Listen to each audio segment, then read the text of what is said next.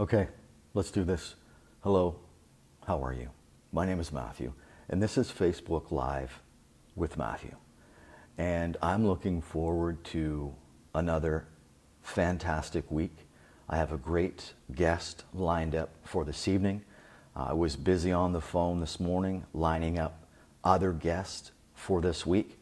The challenge continues that was put forward before me with Stephen Wilsack, challenging me to do 5 consecutive shows, which I did last week.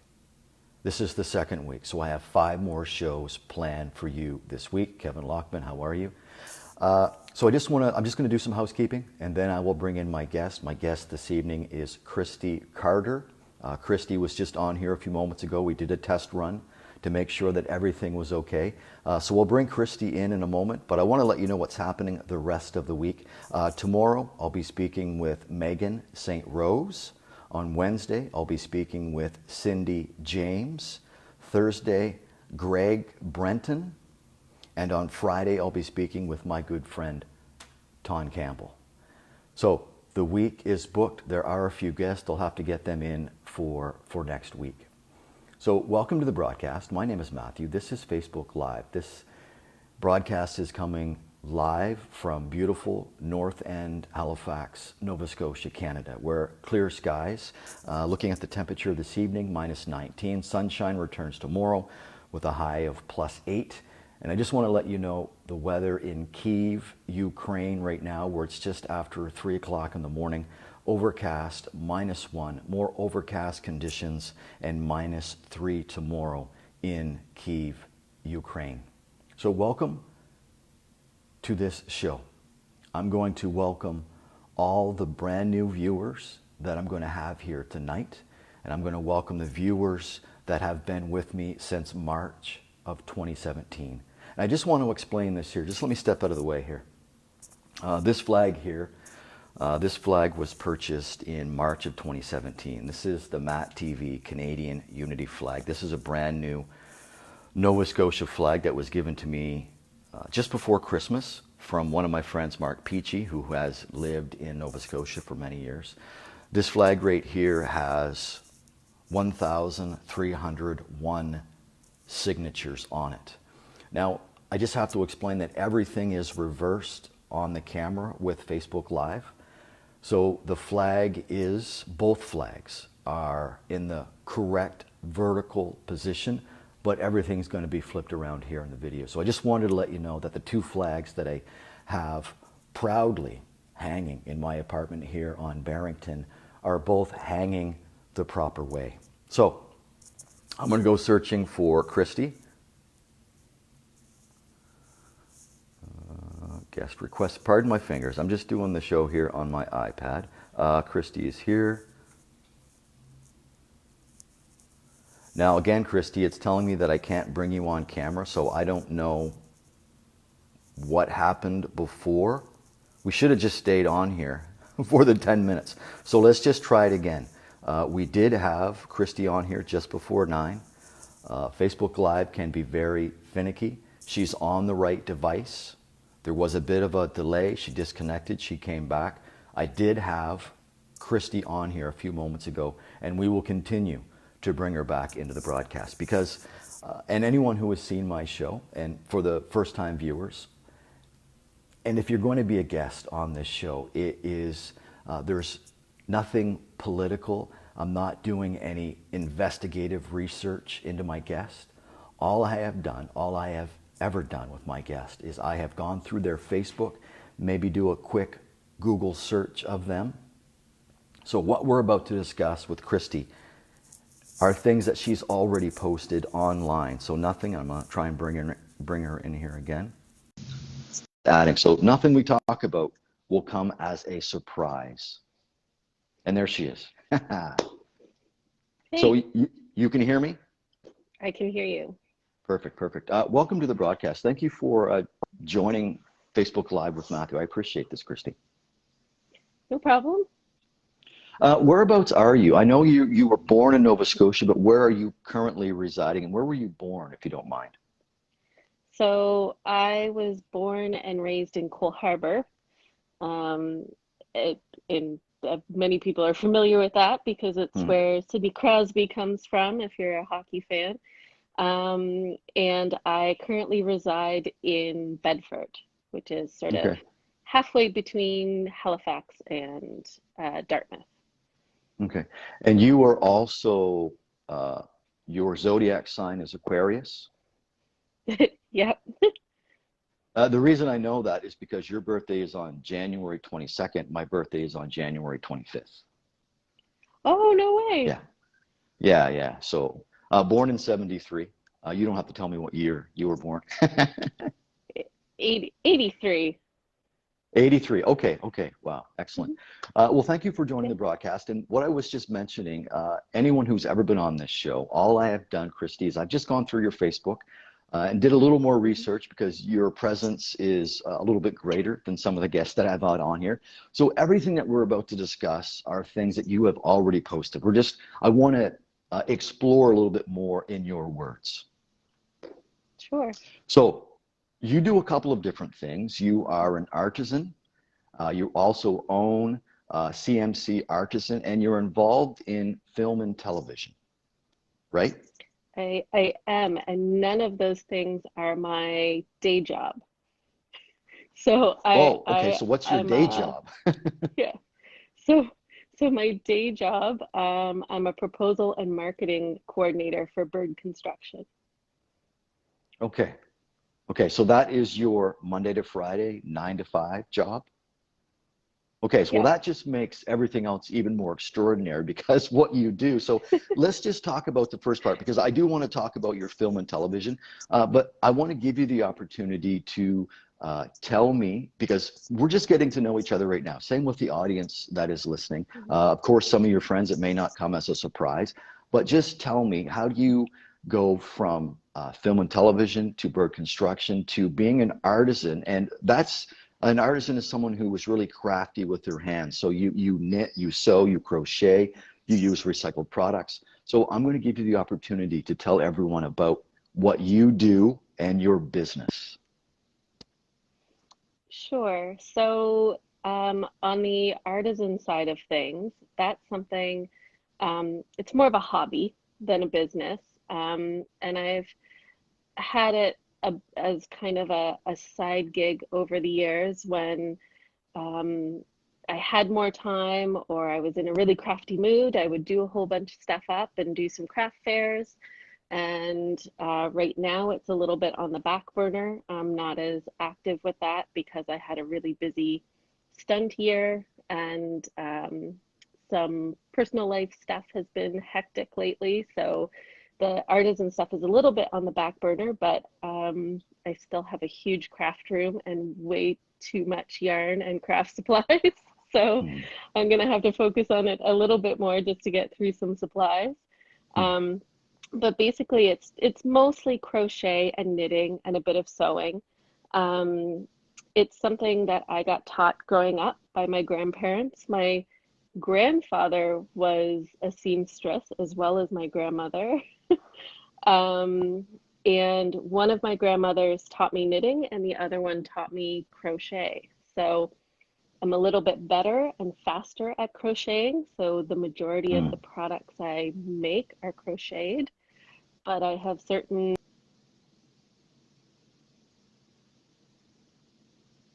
I think we're just getting a bad internet. Okay, Oh, there I you are. think I'm back. You're Can you hear back. me now? I can hear you. Yeah, the picture's frozen, but I can hear you. Hmm. There you are.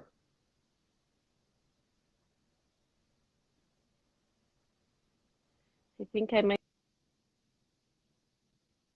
Yeah, I think the picture is frozen. Can you still hear me?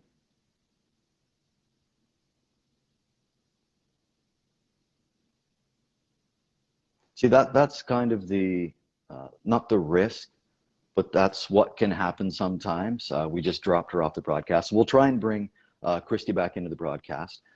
Just that's what happens sometimes when it's live. So if you're just joining this broadcast, my name is Matthew. This is Facebook Live with Matthew. I have been getting in front of the camera since March of 2017, and I'm really just trying to be a little more professional. I know I'm not in the most professional setting, but right now I'm just working on my craft of interviewing people. And that's what I love to do. I love to get to know people. And I because of the technology, I can share those stories with you. So let's bring Christie back in here.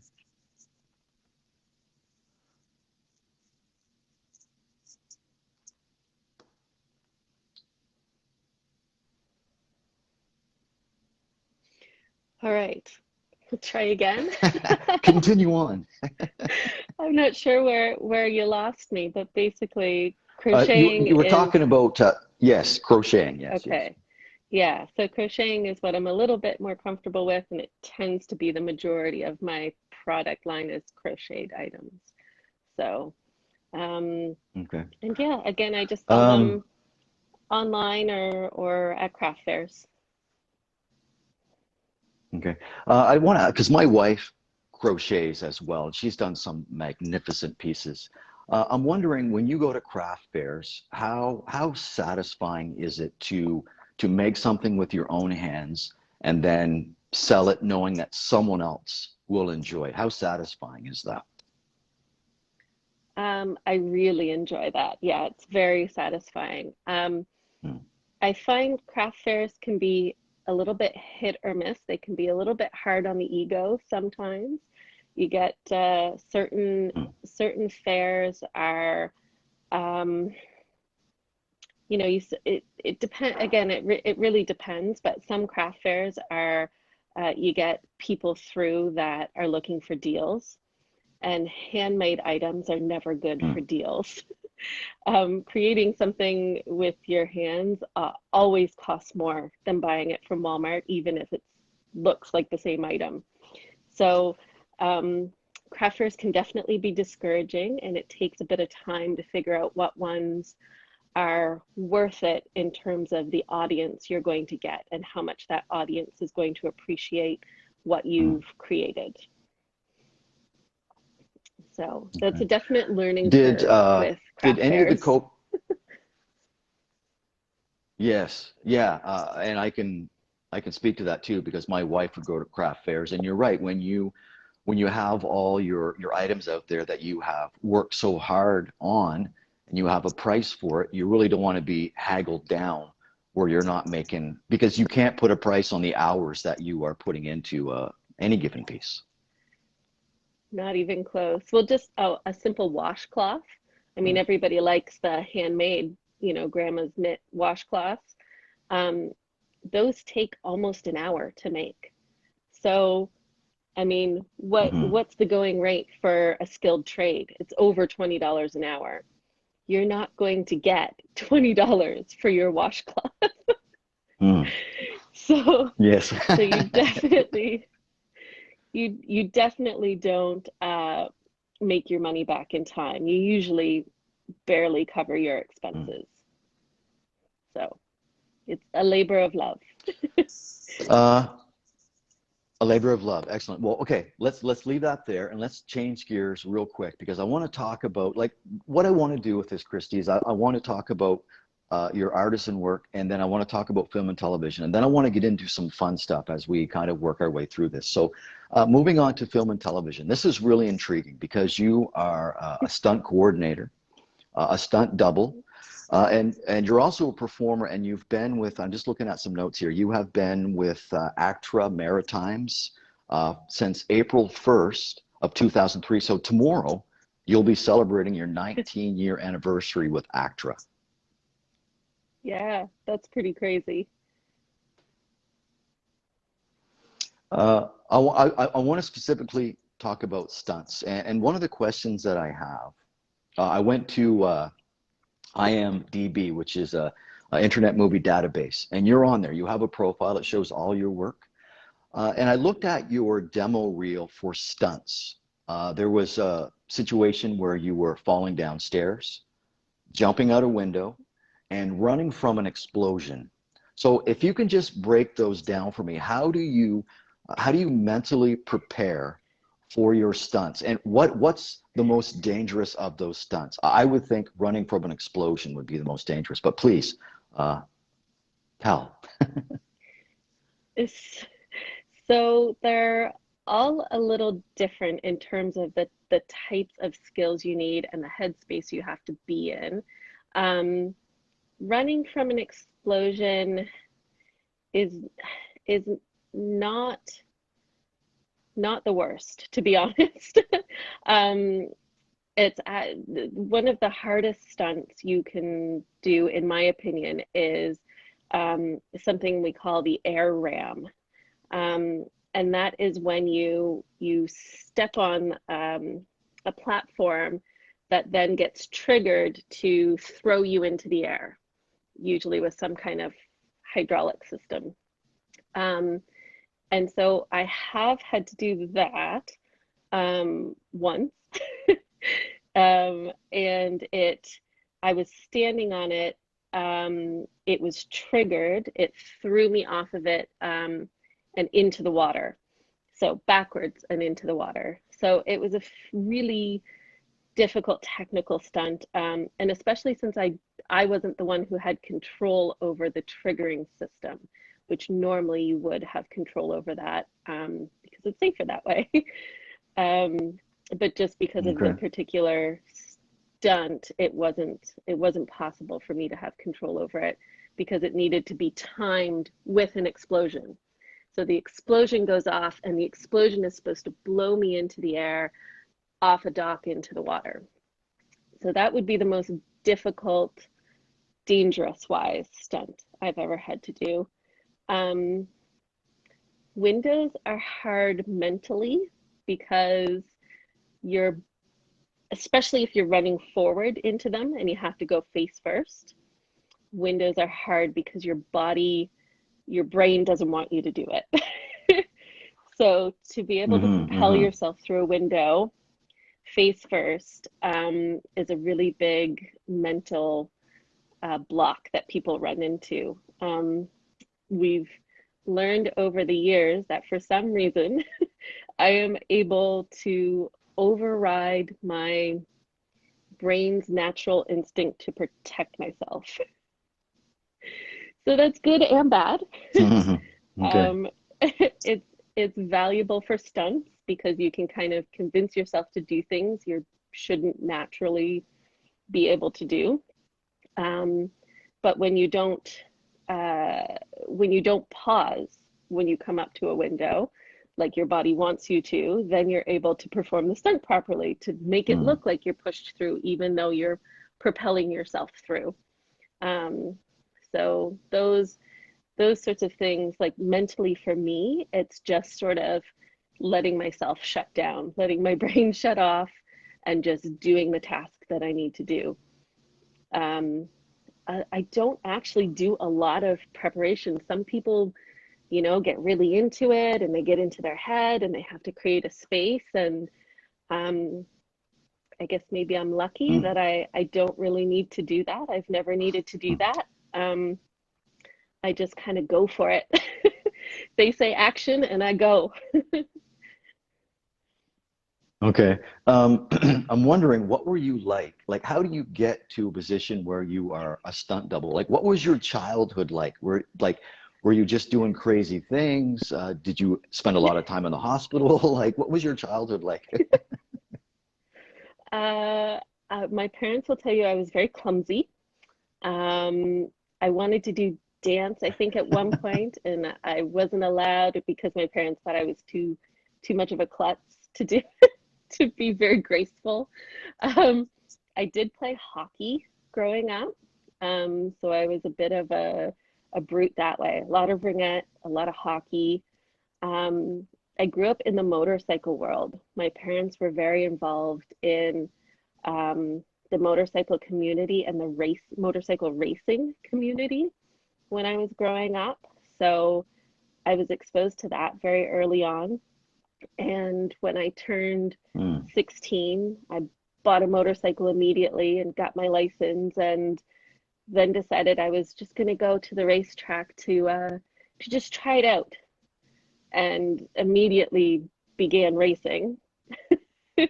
um, Mm. and so, I mean, a bit of a daredevil, a bit of definitely tomboy, right? The stuff I was into was boy sports. Um, and just kind of rough and Okay. tumble. But I don't think I was ever a I don't feel like I was ever a huge risk taker. It was just Mm. the things I liked. Okay. Well, So, I'm it glad went that you from it mentioned. really, Sorry, go ahead.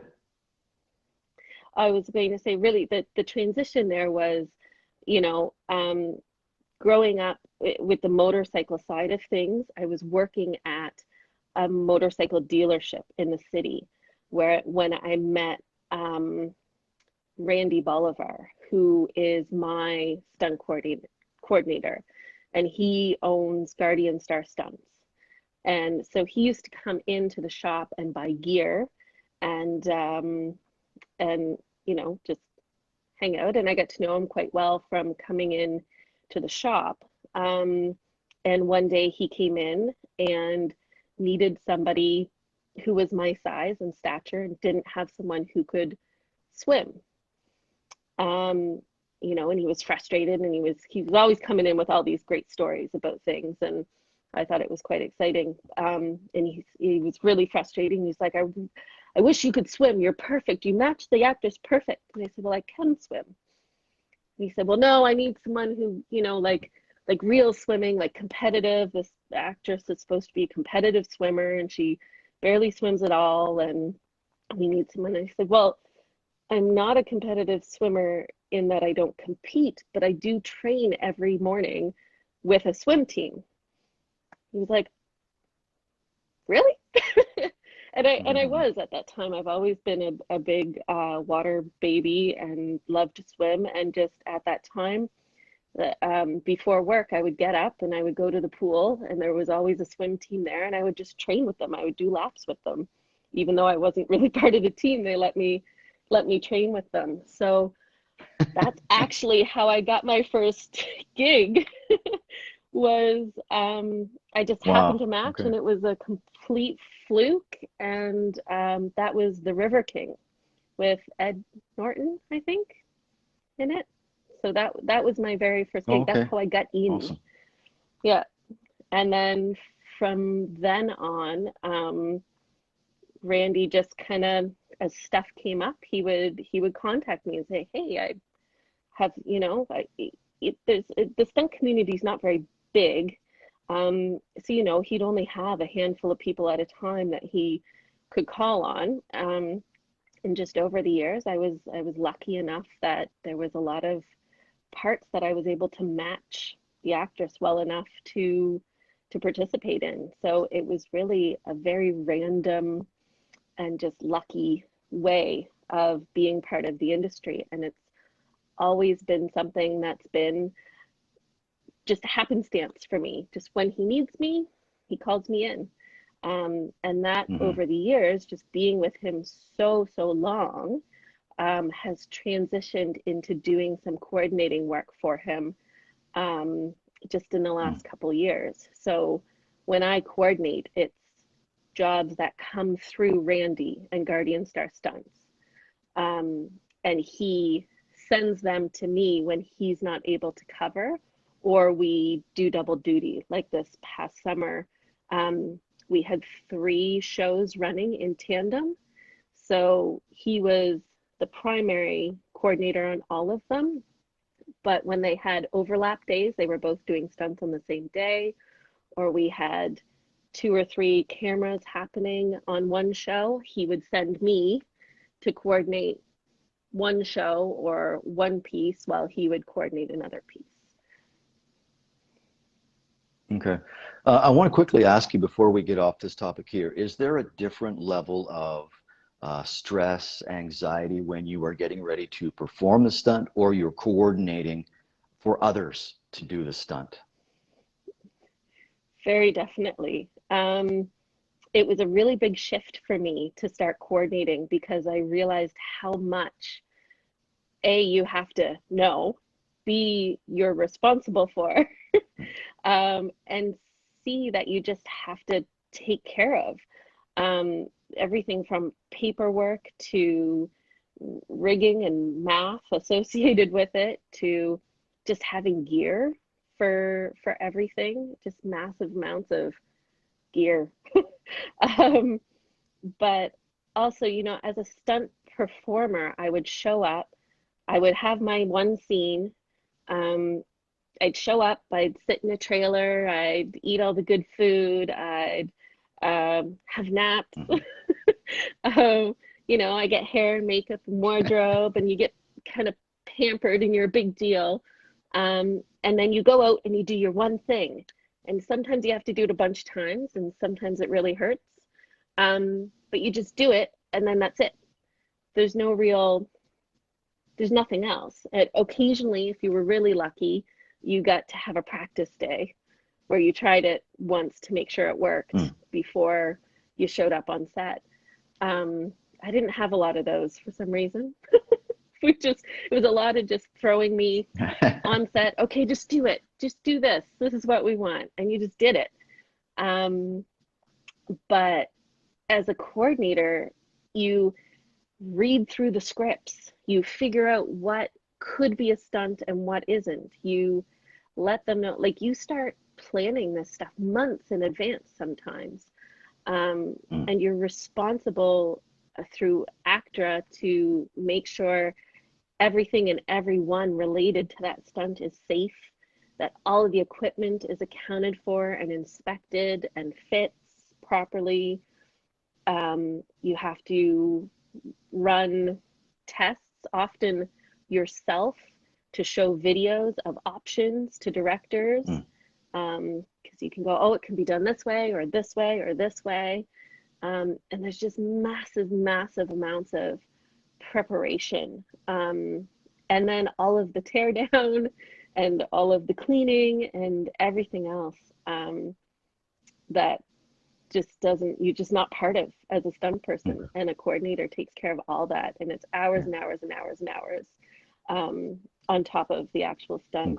And then the day of the stunt, you're not sitting in a trailer waiting. You're on set and you're inspecting things and you're setting things up and you're getting things ready and you're changing at the last minute because they changed the scene or they moved you to a different location unexpectedly, and you have to move everything that you set up a day before to be ready. It's drastically different, and I had no clue how much different and how much preparation went into all of these stunts that I would just show up and do, and it was so much fun. Yes. So in a nutshell, as a performer, pampering; as a coordinator, no pampering. Oh yeah. No pampering. No pampering. Let's just end that topic there. But if people want to find out more about what you do, you've done all kinds of shows.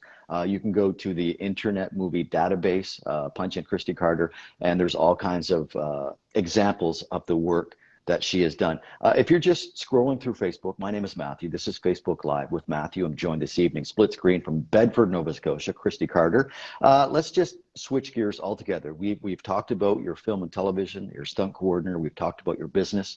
And I just want to, for the few moments that we have left, I'm just going to kind of give you, I don't want to give you too many yes or no answers. But again, I just went through your Facebook page. So what we're about to discuss now, we may go a little over 30 minutes. That's fine. We did have some technical difficulties at the beginning. But I want to ask you, who are, and you will probably, well, you'll have to name these people right now, but your friends, your family, who are your go-to people when you need someone to talk to, when you need advice? Do you have any particular people that you seek out first? I would say my closest confidant type friend is Lori Barker. We've been friends for a really long time. And I know I can go to her for everything, whether it's a panic call in the middle of the night or it's a, hey, how's it going? We've been really close for a number of years. Our children have grown up together.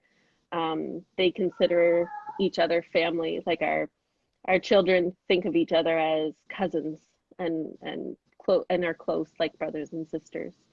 So she's definitely my number one go-to. Depending on what the issues are, I talk to my mom about everything as as not close. We've struggled over the years with our relationship, but we're very close now. And even though we still have our disagreements in general, she's definitely my number one. If I need to talk about something, she's a good listener. And if I don't need advice, I'll say I don't need advice, just listen to me. And if I need advice, then she's also good with advice. And then certainly Kayla Flynn and Leslie Walsh. I'm very, very close with them. They're newer friends in terms of how long I've known them, but we have developed a really close, deep connection very quickly. So they're definitely go-tos for me when I need to talk or need to hang out or just need anything. Okay, excellent. A few moments ago, you were talking about growing up. You played hockey. Like you seem like you have that need for speed. And I just want to stay with hockey because, again, this is something that you put on your own Facebook. The women's hockey team winning gold again. They just have dominated women's hockey for the longest time. What type of message do you think that Canadian women's team can send to the younger generation of not just young hockey players, but young women? I think it's very encouraging. I mean, I find it a little bit difficult in terms of saying, oh, women are underrepresented in sports and that sort of thing. I've simply because my experience is that I never experienced a barrier when I wanted to participate in male-dominated activities. My main job is in construction. I do stunt work. I played hockey. I raced motorcycles. So I've never experienced growing up. I was lucky that I just didn't really either. I was just didn't notice or there wasn't really a lot of barriers for me to do what I wanted to do. However, I definitely acknowledge that women are underrepresented in all sorts of industries and sports, and it baffles me that women's hockey, with how successful our women's teams are, that we struggle to support our women's hockey team in particular. It's also the soccer teams and the other professional sports. Many of our women's teams outperform the men's teams on national stages, and they just don't have the support and the money and the viewers. And I just find that incredibly baffling. So when a women's team of any kind, and hockey is so big in Canada, so our hockey team especially, just dominates in such a massive way, and not that they put the men to shame, but it's almost, they really were the feature this year over the men, the men's team, and it was great. It was encouraging. It was wonderful to see all of the memes. The one I posted went around quite freely, and it was the coach saying to the men's team, "All right, play like girls." It's nice to see that for me. It's funny, but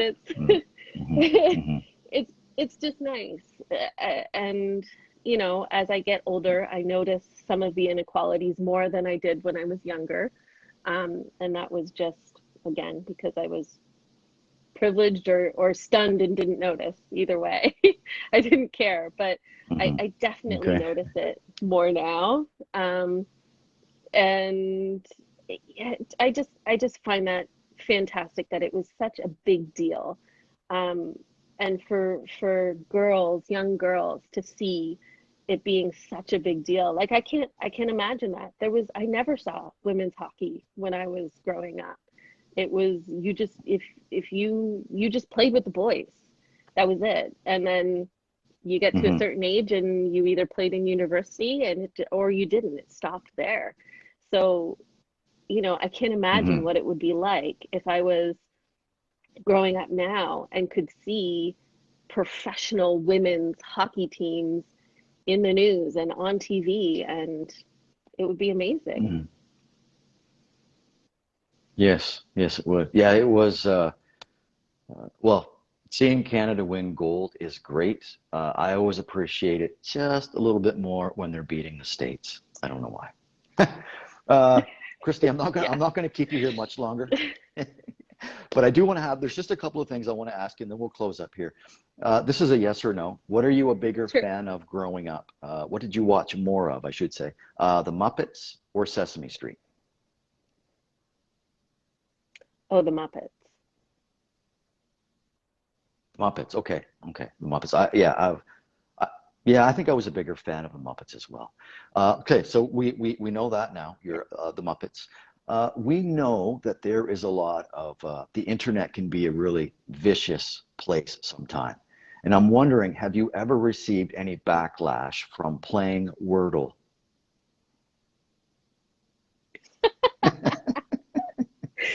Well, I'm not a person who posts it every day. I did post it once because I was very proud of getting it on the second try.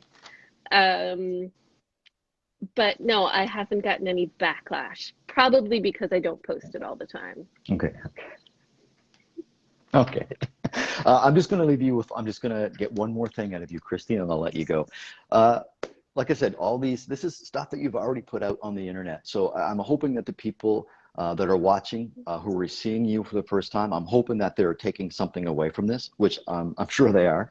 But one final thing, on your Facebook, you are a part of the Talk Bedford. It's a Facebook group. It's a public group. It's like 14,000 members. Tell me a little bit about that page, and in particular, there was a mention on there. I think you had mentioned something about the ovens in Lunenburg. So if you can tell me what the ovens are, and a little bit about the Talk Bedford, and then we'll close it up. Okay, so Talk Bedford is just a local Facebook page for people who live in Bedford. It's like a community group page. People complain on it, people give um, uh, tips on recommendations on where to find things, people ask questions, um, like who services your heat pump. Um, People post pictures of, you know, oh, there's deer in my backyard tonight. Here's a picture of them. So it's just a community Okay. page, basically, um, where if you live in Bedford, it's kind of, you know, a way to get to know your neighbors and also find out what's going on in the community at any time. The Ovens Okay. is uh, a park in it's not quite in Lunenburg, just outside of Lunenburg. Um, it's where we filmed The Sinner this past summer, season 4 of The Sinner. I'm allowed to talk about that now because it aired already. um, so we spent a huge amount of our summer there, our stunt team there filming. And that was very exciting because that's a very big show. Um, and it's Hmm. definitely the most time I've ever spent on a movie set for a single show. Normally stunts is 1 or 2 days or a handful of days. We were on set probably 70% of the overall show, which is crazy. And we don't normally get that kind of work here. So it was very, very cool. Um, but anyway, the Ovens is a great place. You can camp there, you can hike there. It's absolutely beautiful. It has some really neat geological and nature, I don't know what the correct terms for them, but natural um, features. It has these big caves that the ocean comes into. Um, and I don't really know why it's called the Ovens. I'm sure we could look it up. I should know a little bit more about it since I spent so much time there. But but it has these massive, massive caves that and cliffs that the ocean has carved out, and you can hike around them, and you can go down into some of the caves, and you can go right in where the water comes rushing in, and this massive suction out, and they have there's like certain sounds that are associated with it, like it makes very unique sounds at the right times of tide and that kind of thing. So definitely, if you have the chance to visit it, it's well worth it. You can do it as a day trip and do some hiking, or you can camp there as well. They have a campground in the park. So definitely worth the visit and worth the drive. It's beautiful, beautiful drive. Yes. Well, as someone who is new to Nova Scotia, my family and I, we just moved here to Halifax in August of last year. We've only been to Lunenburg once, but I do plan on exploring a lot of this province when the weather gets better. And a month from now, we should be totally out of restrictions, which will be great as well. Yeah, fingers crossed. Yeah. Christie, I want to thank you for being a part of this broadcast. You know Stephen Wilsack, and we wouldn't be speaking if it wasn't for Stephen. So thank you, Stephen. And 3 of my other guests this week are all friends of Stephen. So he's kind of like my booking agent right now. He's a popular guy, but for a good reason. He's wonderful. Yes, he is absolutely amazing. Christie, enjoy the rest of your night. Thank you so much for being a part of Facebook Live with Matthew. I appreciate it. Thanks for having me. Okay. This was fun. I'll let you, you're absolutely welcome. Yeah, I had fun as well. All right. I will see if I can disconnect so you can do your thing. Yes. Okay. Thank you, Christie. See ya. Bye.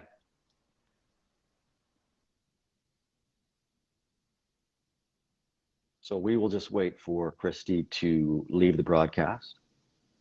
So 1 night down, 4 more to go. I'll be speaking with, let me grab my piece of paper. This is what's happening the rest of the week.